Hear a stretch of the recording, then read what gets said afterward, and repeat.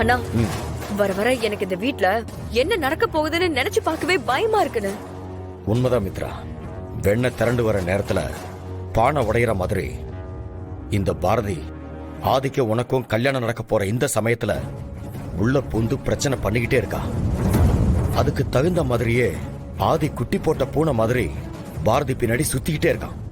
பாரதி யாருங்கிற உண்மை தெரியாமலே இப்படி எல்லாம் நடந்துக்கிற ஆதிக்கு பாரதி யாருங்கிற விஷயம் மட்டும் தெரிஞ்சது அப்புறம் அவ்வளவுதான். நாம நினைக்கிற எதுவுமே நடக்காது. அண்ணே, நானே நடக்கிற பிரச்சனையில கன்ஃபியூஸ் ஆகி உன்னை பார்த்தா ஆறுதலா ஏதாவது சொல்லுவேன்னு வந்திருக்கேனே. ஆனா நீ என்னடானா இப்படி எல்லாம் பேசி ஏனே என்ன டென்ஷன் பண்ற? அன்னைக்கு நடந்த பிரச்சனையில அந்த தமிழுக்கு ஏதாவது ஆயிருந்தா கூட பாரதி இந்த வீட்டை விட்டு போயிருப்பானு. ஆனா அந்த குட்டி பொண்ணுக்கு பேச்சு மட்டும் தான் போயிருக்கு. இப்ப என்னடானா ஆதி அவளை கூப்பிட்டுட்டு ஹாஸ்பிடலுக்கு போறது வரதுன்னு அது இதுன்னு எல்லாமே முன்னாடி நின்னு பண்றாரு. இதுல பவானி வேற அவங்க போட்டு கொடுக்கற எல்லா பிளானையும் சொதப்புறோன்னு நினைச்சு டென்ஷனா இருக்காங்க. இங்க நடந்த விஷயத்த முதல்ல பவானி கிட்ட சொல்லணும்னு. நீ ஒண்ணு பண்ணு, பவானிக்கு கால் பண்ணி ஸ்பீக்கர்ல போ.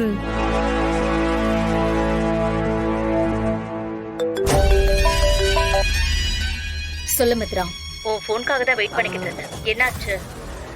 அங்க என்ன நடக்குது?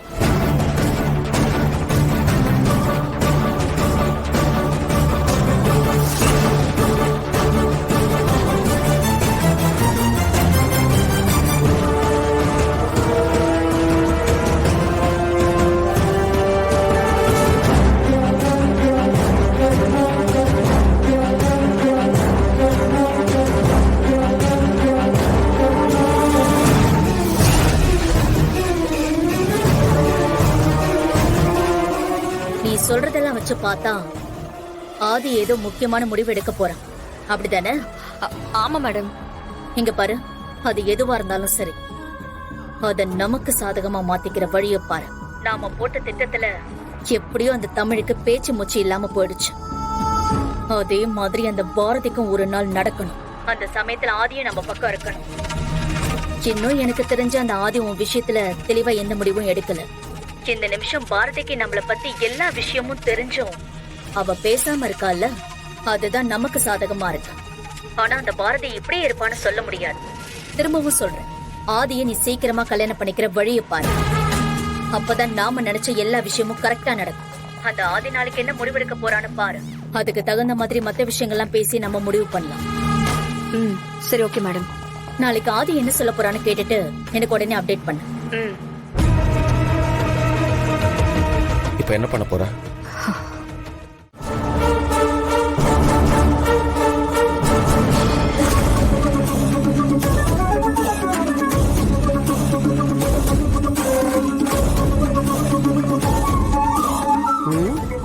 என்ன பண்றாரு?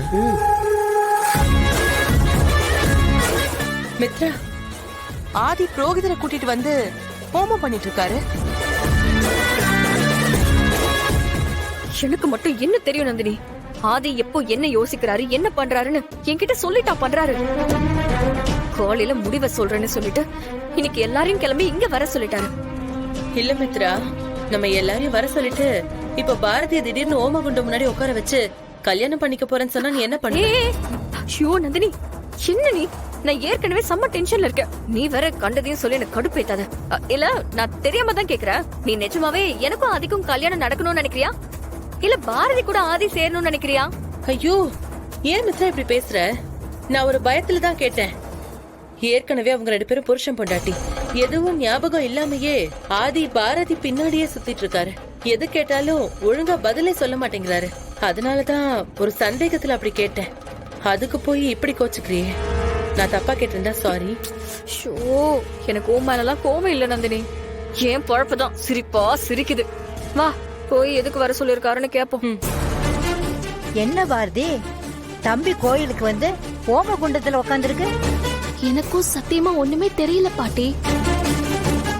இதுக்கு நான் யாருக்கிட்ட கேட்கணும்?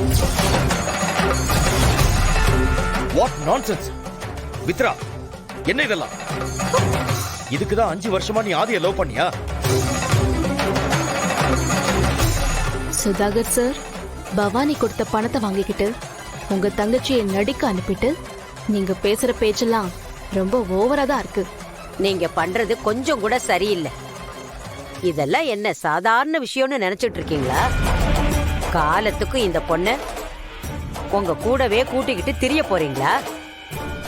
அப்படியே இருந்தாலும் குடும்பத்துக்கிட்ட ஒரு வார்த்தை கூட கலந்துக்காம இப்படி ஒரு முடிவு எடுக்கிற அதிகாரம் உங்களுக்கு யார் கொடுத்தது? பாட்டி, நீங்க கேட்ட எல்லா கேள்விக்கும் என்கிட்ட பதில் இருக்கு. ஆனா அதெல்லாம் சொல்லணுங்கிற அவசியம் எனக்கு இல்லை. தெரிஞ்சோ தெரியாமலோ தமிழோட மனசுல நான் அப்பாங்கிற விஷயம் ஆழமா பதிஞ்சிருச்சு. அவன் என்ன அப்பா அப்பான்னு கூப்பிடுறப்போ நான் நிஜமாவே தமிழோட அப்பாவா நிறைய இடங்கள்ல உணர்ந்திருக்கேன். சில சமயங்கள்ல காரணம் புரியாம குழம்பியும் போயிருக்கேன். இந்த மாதிரி உறவெல்லாம் நாம முடிவு பண்றதல்ல. அந்த கடவுள் ஏதோ ஒரு காரணத்துக்காகத்தான் பாரதி குடும்பத்தை சந்திக்க வச்சு இப்படி ஒரு ஆத்மார்த்தமான ஒரு அன்பான பந்தத்தை எங்களுக்குள்ள ஏற்படுத்தி கொடுத்திருக்கார். இந்த குழந்தைக்கு அப்பாவா இருக்கிறத நான் என்னோட கடமையா பார்க்கிறேன்.